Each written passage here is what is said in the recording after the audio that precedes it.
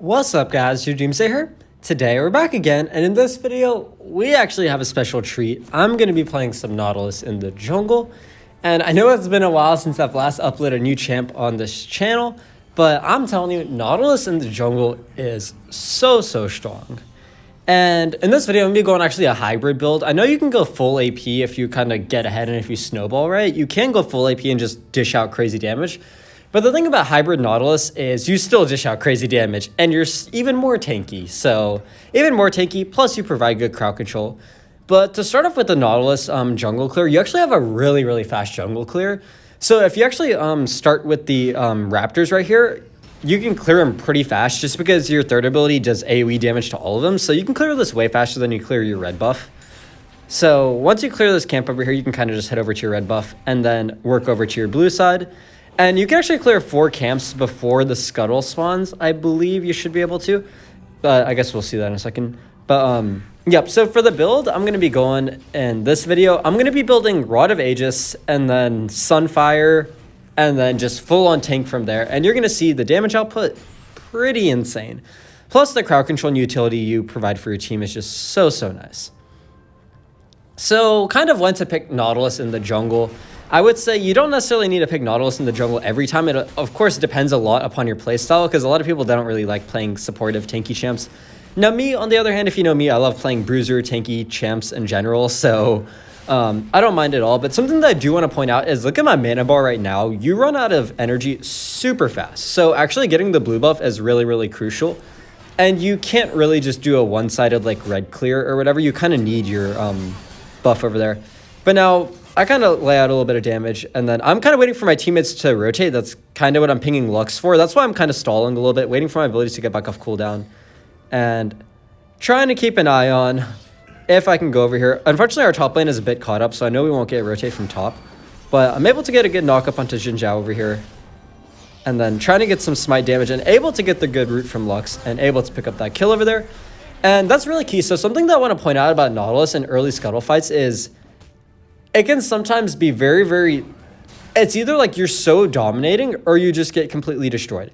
And the way that works is essentially your second ability, the way it works is you get a barrier whenever you use it, as you see. And when you have that barrier up, you get like empowered auto attacks. So like my auto attacks when I use my second ability just become super strong, and they actually dish out a lot of damage. So when you have those empowered autos, you can actually trade super well with pretty much any jungler. But the thing is that once they go through that barrier, so like once the enemy like destroys your barrier, you lose that extra attack speed and you lose that extra damage that you get. So once they get through that barrier, your damage output goes to essentially nothing, if I'm being honest. So if, for instance, if I go against Xin Zhao, and first of all, now I got level 5 over here, so I'm able to get a good gank from this bush over here, and able to just crowd control this misfortune up and pick up the kill over there, and now able to just root the Leona and clean that up, and that's overall good gank from Nautilus. Now, Nautilus's ganks are so powerful. Like, your ultimate is such a broken ganking tool because it's literally a point-and-click ultimate that just knocks him up. And the thing is that once you land one knock-up with Nautilus, you can easily just land your root, land your third ability, get your smite going. And as you can see over here, like, notice now, my second ability barrier got pushed through, and I had no damage left to kill the Gragas.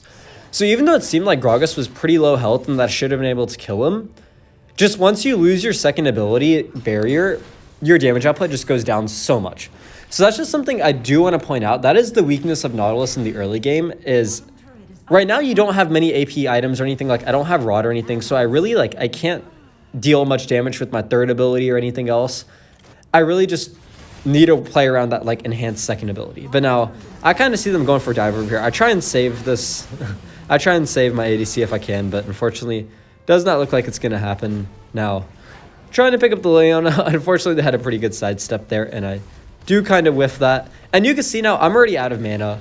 That is something to for sure just keep an eye out on. But now, I'm going to go ahead and reset, grab my Rod of Aegis, and now is when the snowballing starts. Because Rod will slowly ramp up over time, and... Oh, actually, I think I'm building Iceborne Gauntlet in this game. So, yep, I think they just have a lot of AD and stuff. Most of their damage is AD. So, I do think I go Iceborne Gauntlet earlier instead of Sunfire. But you can go Sunfire second if you like.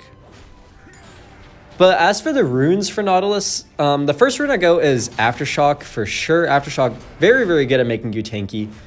Very nice. For the second rune, I actually went Gathering Storm in this match, I believe, just because I wanted to be able to dish out damage myself. And Gathering Storm is very good on like scaling AP champs like Nautilus, Evelynn, Gragas, etc.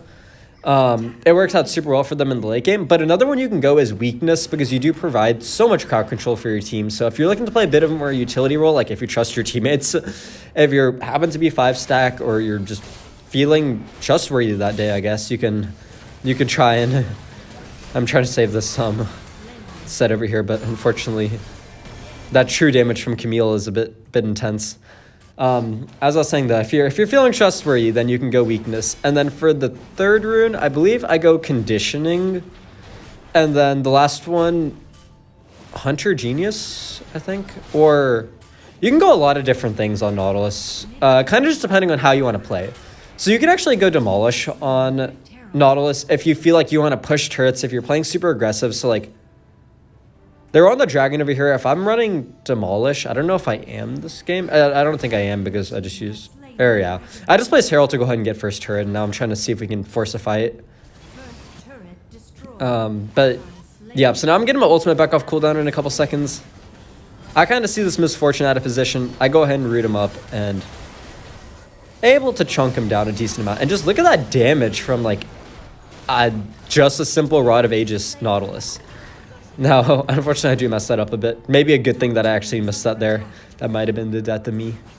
But able to go ahead and get a reset in and getting some more items. And as time goes on, we will start to ramp up because we have both Rod of Aegis and Gathering Storm in this game. So you'll see. The damage is only going to turn up from there. And the thing is once you get ahead with like Nautilus in the jungle, it's just so hard to like kill a fed Nautilus. Because one, he dishes out damage to like any squishy. And two, you get such a fat barrier from your second ability. Like, we're going to see, like, later in this game that damage output's just wild. And, like, there's so many games where going jungle Nautilus, you will have, like, the most damage on your team. Or, like, almost the most damage. As a support, pretty much. That only belt Rod of Aegis. As I was saying, though, like, times that you might want to pick Nautilus, sometimes if your team is lacking in tankiness... And you're playing jungle, you know, it kind of gets thrown onto you a lot to kind of fill in that role of tankiness yourself, you know. Sometimes the top laner's feeling a bit experimental and go for, I don't know, what do people like to play top? I don't know. I've seen Nami top, Kai'Sa top, anything top, you know. People love to play anything up in top lane. You can never be sure. You even see that in support too sometimes, you know. You get yourself Brand support, Morgana support, and shoot, next thing you know, you don't have a tank on your team. Well, what do you do in the jungle?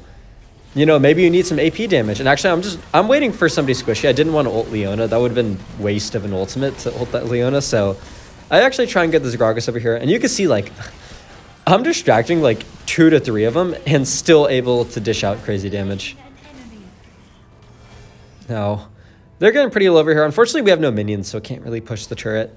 Bit sad, but can reset over here, get the Iceborne Gauntlet, and then go back and farm up my jungle. And the thing is like, once you get through your first shop, like, once you get your Rod of Aegis, like, watch my jungle clear. My jungle clear is insanely fast. I think I do go Abyssal Mass in this game just because we have 2 APs on our team also. So, like, look how fast I cleared this camp. Like, what was that? 3 autos and, like, 2 third abilities or whatever. The jungle clear, to sum up, the jungle clear is not bad on Nautilus jungle. It's actually pretty fast. Yep, so... just gonna farm this up. I'm not gonna go in for that top lane gank because the enemy jungler was missing. As you can see, there are actually a lot of people. Everybody was missing on the map, so actually trying to dive that in top lane would have been a bit reckless. But now we can see if we can maybe save some of our teammates here. I'm trying to catch up, but I'm like, this Leona was thirsty, but actually they're all here. I actually just flash out and dip. Yeah, I think I'm saying it's a bit too late. Our Caitlyn's just pushing the bot wave over here. I'm trying to see if they want to dive me, you know. I'm just trying to stall them, actually. I'm just kind of messing with them. Our Caitlyn and Annie are both down there. So you can see, like, my damage when I have my, like, second ability, like, I go in when I have my second ability barrier up, but as soon as that barrier goes away, like, I stop trying to go for these fights over here. Now, I'm pretty sure they're going to dive this, or actually, I dive it too, because I'm like, I have my ultimate up, I had my second ability up. I'm able to take one down with me, and I'm just really distracting them, and I think maybe they can pick up another kill, hopefully. Unfortunately, they're not able to. I was thinking maybe I could have gotten a bit more out of that, but that's all right, you know. Gotta limit test whenever you play these new champs. Ooh, that's a good root from Lux. Able to pick up that kill over there. I guess we did get 2 of them. I guess that was a good trade. So now it looks like they're going for the Herald, but the junglers are down, so... Oh well, they can go for it. Gragas ult. Gragas ult incoming? Question mark? This is like a... That's like a peak Gragas ult angle. You can kind of sometimes tell, like, enemy champs, like, when they're looking for a big ultimate like that. You can sometimes tell from positioning, like, Gragas just walking back and forth. You know he's hovering that ult looking for it, so... Now, I go and just insta-ult the Camille. Now, let me tell you why I just ult the Camille and why I'm holding my first ability, because I know Camille has hook shot. So I actually held my first ability until they hook shot it away, and then I go for this over here, but they flash away. I say, you know, okay, they want to burn flash. I smite this Gragas so I can get the root on him with my auto. And now look at this, I'm just chunking through him. And he can't even get through my barrier. He can barely get through my barrier. So now, just perma CCing chain him. And like, look at the damage he's doing to me. He's literally doing negative damage. And now, oh, the Xin Zhao wants him. I guess I'll 1v1 him too, if you'd like. You can see he's doing a bit more because he's kind of getting through my barrier a little bit. So I'm not able to dish out as much damage, but look, you just can't kill me. If their jungler wants to waste their entire time trying to kill a tank Nautilus, they could do that. Because it's a Xin Zhao too, so I know like I outscale him very, very hard. So I mean, this early game going pretty well for the most part. But able to grab this dragon over here and then probably gonna clear my jungle and then reset and get a shop in. I'm guessing, oh, I'm resetting. Okay, never mind, yeah, I'm going towards my jungle. Gonna clear this and then head off to shop. And as you can see, like, Nautilus, like, look at this jungle clear. Able to clear this so fast. It gets, the jungle clear is very, very satisfying too. Like, that's one thing I actually really love about the jungle clear. It's just satisfying to do. So actually, I think I actually copied this build off of like one of the top like jungle Nautilus's players. So he had that, oh, I forgot what it was called, but the like AP magic, or like the magic penetration item or whatever, but I didn't think I needed it in this case. So I'm probably just gonna build full tank. I'm more of a tanky player. I love my tanks. So now I'm trying to get this ult onto Camille. I'm looking for their hook shot. I know they're gonna try and hook shot over one of these walls, so trying to track him down. I go ahead and just flash for it because I'm like, I know once I get the root on, like, they can't get away. And I did not feel like chasing a Camille halfway across the map. So now I kind of see them over here. Get the root onto the Xin Zhao. Able to pick that up. And you can see, like, with Nautilus, I honestly think it's one of the best champs to, like, improve on as a player. And the reason for that is because with Nautilus, you kind of just have to be so aware of the situation. You could do so much with Nautilus, which is, like, he reminds me of this one character called, like, Grumchild that I used to play a lot back in, like, Vainglory when I played that. Where, like, or Finn, actually. I'd probably say more so Finn. Where you can engage hard onto the enemy backline, or you can kind of peel for your own backline. Because with Nautilus, you have good roots, you have good crowd control, you can knock people up with your ultimate, so you can really help your, like, backline survive dives and stuff. And you kind of just have to be aware which one to do at which time. Be aware, is your backline getting dived? Can you do anything to help them? And another thing you should probably do is focus on really maximizing your perk. That's something a lot of people forget to do on Nautilus, is you can root like 4 people in a row. Like, unless you're trying to kill somebody actively, if like everybody's full health, they're just all tanks around you, just auto each of them once and just get in the root, because it's gonna mess up their engage and it's gonna help your teammates out. But now I'm trying to track down this Leon over here. Yeah, as you can see, like, using Blue Smite is super nice too, because it can help you slow them down enough to where you can catch up to them. So now you can see this Leona is trying their best to get away. I'm kind of just chasing them down. You can see the crowd control very obnoxious to deal with. I actually realize I'm in kind of a tight spot, so I actually retreat back out to my teammates. I see this Leona by themselves again, so I'm like, I'll just go and get you. I know you aren't going to be able to kill me. Like, they can't get through my barrier at all. And the thing is, once you put a couple points into your second ability, you can have your barrier, like, insta, like, perma, like, up. If they can't get through your barrier, like, that Leona can never kill my barrier, and as soon as the barrier, like, runs out the timer for it, it's going to be back off cooldown. Now, I don't know why I ran back in. That was Camille ult's probably incoming. Yep. Or, yeah.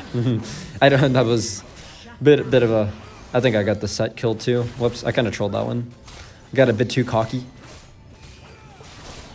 Oh, that's actually a pretty good demonstration of something to like keep an eye out for though. Oh, this set's survived a bit longer than I thought they would.